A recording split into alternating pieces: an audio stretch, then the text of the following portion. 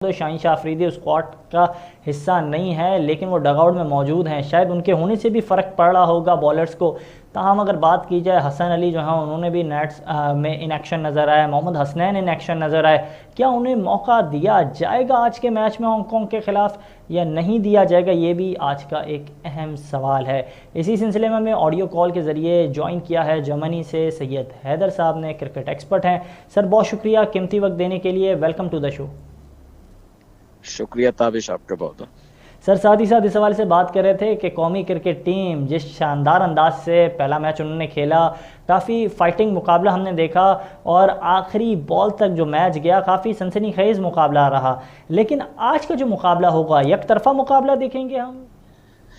नहीं, मेरे ख्याल से हांगकांग आज इतना अच्छा परफॉर्म नहीं कर पाए क्योंकि पाकिस्तान की जो बॉलिंग है वो इंडिया के मुकाबले में काफ़ी बेहतर है। और पाकिस्तान के स्पिनर्स जो मिडिल में बॉलिंग करते हैं, नवाज या शादाब खान, वो बड़े इफेक्टिव हैं, बड़े मौसर होते हैं और उनको खेलना इतना आसान नहीं। और फिर पाकिस्तान की जो फास्ट बॉलिंग है वो भी इंडिया से अच्छी है। अगर नसीम शाह फिट हैं, हारिस रऊफ फिट हैं, तो शाहनवाज धानी है, तो ये तीनों फास्ट बॉलर जो है इतना आसान नहीं इनको खेलना। तो हांगकांग के लिए मैं समझता हूँ शायद आज वो इस तरह मैच नहीं होगा। लेकिन अगर उनके बैट्समैन चल जाते हैं और पाकिस्तान अगर पहले बैटिंग करता है और कोई बड़ा स्कोर नहीं कर पाता है, क्योंकि पाकिस्तान को आज 180 प्लस पे जाना चाहिए। अपने आप को एसोसिएट मेंबर है हांगकांग और कोई टेस्ट प्लेइंग नेशन नहीं है, तो उनके खिलाफ कम से कम 180 प्लस तो करना चाहिए ताकि अच्छा सर, आप एक अपने आप और को बड़ी खबर अब सामने आई है सईद अदर साहब, और ये खबर हिंदुस्तान से मुतालिक सामने आई। हिंदुस्तान के बेहतरीन ऑलराउंडर बैटर उनकी जानिब से ये खबर सामने आई है और बताया जा रहा है कि जडेजा जो हैं वो बाहर हो गए हैं एशिया कप से क्योंकि उन्हें घुटने की इंजरी हुई, जिसके पेश नज़र अब वो स्क्वाड का हिस्सा नहीं होंगे। अनकरीब जल्द ही मुतबादिल के हवाले से ही बता दिया जाएगा। तो ये एक बड़ा जो है सैड मोमेंट होगा क्या हिंदुस्तान के लिए, क्योंकि उनके एक बेहतरीन। बिल्कुल ये it's a big blow for India. Jadeja जो है वो बड़े अच्छे बैट्समैन भी हैं, पाकिस्तान के खिलाफ बहुत अच्छे खेले। देखें पाकिस्तान के खिलाफ जो इनिंग बनाई थी वो जडेजा नहीं बनाई थी, ठीक है, स्कोर बिल्कुल। तो स्काई ने किया, लेकिन जो टीम को लेके चले, इनिंग को लेके चले थे वो जडेजा थे। फिर बॉलिंग बड़ा इफेक्टिव है, फील्डिंग बहुत अच्छी है, वो बेस्ट फील्डर है इंडियन टीम के। तो ये बड़ा एक बिग ब्लो है, बहुत जो है उनके लिए बदकिस्मती है इंडिया के लिए कि अगर जडेजा लेकिन अनफिट सर हो गए। स्पिनर्स तो काफ़ी है ना और हिंदुस्तान के पास, वो स्पिनर्स वाला जी डिपार्टमेंट। स्पिनर जी स्पिनर्स तो जी स्पिनर्स उनके पास काफी हैं, लेकिन जडेजा का एक खास स्टाइल है जिस हिसाब से वो बॉलिंग करते हैं और वो अपने आप को कंसंट्रेट करते हैं बैट्समैन के लिहाज से। वो नेचुरल लेग स्पिनर नहीं है, बल्कि स्लो ऑर्थोडॉक्स बॉलर हैं। तो वो स्लो ऑर्थोडॉक्स बॉलर जो होते हैं वो हमेशा बैट्समैन की जो मूवमेंट होती है उसके हिसाब से आगे पीछे गेंद करते हैं। तो जडेजा लेकिन उनका जो मेन एस्पेक्ट है वो बॉलिंग से ज्यादा उनकी बैटिंग और फील्डिंग है। बैटिंग उनकी जो है वो बड़ी काम आती है। बहुत सारे ऐसे मैच हैं इंडिया के जो उन्होंने तने तनहा जितवाए हैं जडेजा।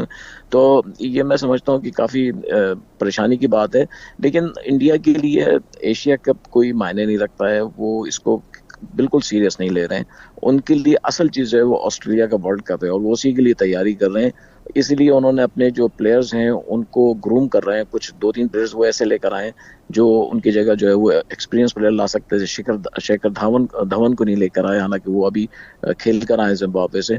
तो इंडिया की स्ट्रेटेजी जो है बहुत डिफरेंट है पाकिस्तान से। पाकिस्तान ने अपनी पूरी बैटरी जो है इसमें झोंक दी है, जो भी अच्छा उनके पास बिल्कुल, आपने बेस्ट प्लेयर था ठीक जो पाकिस्तान ने है किया। ये नुक्ता उठाया कि पाकिस्तान जो है उस अंदाज से नहीं सोच रहा है जिस तरह भारत सोच रहा है। उनके ख्यालात उस तरीके के नहीं है जिस तरह पाकिस्तान के हैं। तमाम अगर बात की जाए पाकिस्तान के हवाले से, तो हमने देखा कि दोनों टीमों के जो वर्ल्ड क्लास बॉलर हैं, जसप्रीत बुमराह हिंदुस्तान के साथ नहीं थे वो टीम के, ताम वो वहीं जो है अपने इंजरी के से सेहतियाब होने की कोशिश कर रहे थे। अगर बात की जाए शाहीन शाह अफरीदी के हवाले से, तो उनके मामले को काफ़ी ज़्यादा डिले किया गया। पहले उन्हें नीदरलैंड ले जाया गया, फिर दुबई लेके गया, फिर वो अब वो इंग्लैंड में हैं और डॉक्टर ज़फ़र और डॉक्टर इम्तियाज़ जो हैं उनके सुपरविज़न में है। तो ये तमाम तर चीज़ें जिस तरह चल रही हैं, किस तरह देखते हैं कि पाकिस्तान की जो क्रिकेट बोर्ड है वो इतना संजीदा क्यों नहीं ले रहा है इन तमाम तर मामलात को? इसमें देखें पाकिस्तान क्रिकेट बोर्ड का भी कसूर है और प्लेयर का भी है। प्लेयर को भी देखें, जब इंजरी होती है प्लेयर को इमीडिएटली फौरी तौर पे बताना चाहिए कि मुझे इतनी तकलीफ है। मेरे ख्याल से शाहीन शाह अफरीदी अपनी तकलीफ के साथ कुछ मैचेस खेलते रहे, वो छोड़ना नहीं चाह रहे थे मैचेस। क्यों नहीं छोड़ना चाह रहे थे ये वो खुद बता सकते हैं। लेकिन सर और इंजरी उसी तो वजह से उन्हें फील्डिंग के दौरान हुई, गोल्ड टेस्ट के पहले जी मैच में। फील्डिंग देखें, इंजरी तो बिल्कुल उनको जो है फील्डिंग के दौरान हुई है, लेकिन श्रीलंका में, लेकिन चूंकि उनके जो टिश्यूज वगैरह हैं वो पहले से मेरे ख्याल से डैमेज थे वहाँ के, हम्म, और जब उनको इंजरी हुई है वहाँ पे फील्डिंग के दौरान श्रीलंका में, तो वहीं से उनका जो है वो जख्म जो है वो ज्यादा गहरा हो गया है। और फिर अभी 2 महीने 1.5 महीने हो चुके हैं उस इंजरी को हुए, 1.5 महीने आपने इंतजार किया, अब आपने जाके इंग्लैंड भेजा है। तो अगर आप उसको उसी सही वक्त वक्त बर पे भेज वक्त जो देते है हैं, इस हवाले से हाँ, काम करते तो तो बेहतर आज होता। उनका रिहेबिलिटेशन का फेज शुरू हो जाता, क्योंकि 1 महीने अगर उसकी कोई ऑपरेशन सर्जरी वगैरह होनी होती तो वो कर देते, नहीं जरूरी होती तो वो उसको रिहेबिलिटेशन फेज में भेज देते। तो अब उनका जो है 1 से 1.5 महीने में रिहेबिलिटेशन फेज पूरा हो जाता। अब डर ये है, मुझे ये ऐसा लग रहा है कि शायद हो सकता है वो वर्ल्ड कप में भी जो है वो अवेलेबल ना हो। जिस तरह से वो गए हैं इंग्लैंड, अब इंग्लैंड में 1 महीने तो उनका इलाज होगा, उसके बाद 15 जब वापस आएंगे 10 दिन के बाद, 15 दिन के बाद वर्ल्ड कप शुरू हो जाएगा। तो ये काफी जो है बिलो है, और पीसीबी को जो है इस पे एक्शन लेना चाहिए, जो इस उनके पे एक्शन डॉक्टर्स हैं लेना और जो चाहिए, फिजियो बिल्कुल है। ठीक है। लेकिन जी सर रमीज़ राजा साहब भी अपने 2 माह की जो छुट्टियां हैं वो कर कर वतन वापस आ चुके हैं।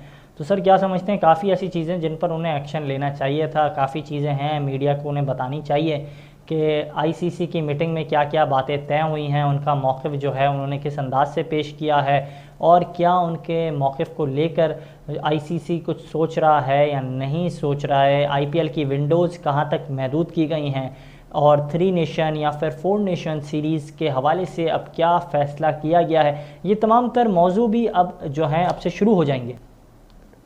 जी बिल्कुल, रमीज राजा साहब को बताना चाहिए कि आईसीसी देखिए, जब भी आप इंटरनेशनल कॉन्फ्रेंस से आप किसी किसी भी शोबे में हो, डिपार्टमेंट में हो, चाहे स्पोर्ट्स में हो या पॉलिटिक्स में हो, जिसमें भी हो, आप जब बाहर से कोई मीटिंग करके आते हैं तो उसके बाद आपको आगे पूरी कौम को बताना चाहिए कि हमने ये डिसीजन लिए हैं और इसका ये हमारे पर असर होगा और ये चीज़ें हमें करनी पड़ेंगी ज़रूरी। ये सब चीज़ें जो है, तो मुझे नहीं पता कि अभी तक उन्होंने क्यों नहीं जो है सबको जो है एतमाद में लिया है और सारी चीज़ें बताई हैं। लेकिन नॉर्मली उनको बताना चाहिए। और सबसे अहम चीज़ ये है कि आप जो वहाँ पे नए फैसले हुए हैं या जो चीज़ें इम्प्लीमेंट करनी है, वो आपने किस हद तक अब शुरू करा दी हैं, ये सबसे अहम सवाल है। ये हमारे यहाँ अहम ये सवाल होता है है बिल्कुल। कि लास्ट मोमेंट पे जब पानी सर पे आ जाता है तब सोचा जाता है कि अब क्या किया जाए। तो ये मैं समझता हूँ रमीज राजा के होते हुए भी अगर ऐसा हो तो फिर रमीज राजा के होने का कोई फायदा नहीं है पीसीबी में। बिल्कुल कोई फ़ायदा नहीं है। बहुत शुक्रिया जर्मनी से कीमती वक्त देने के लिए।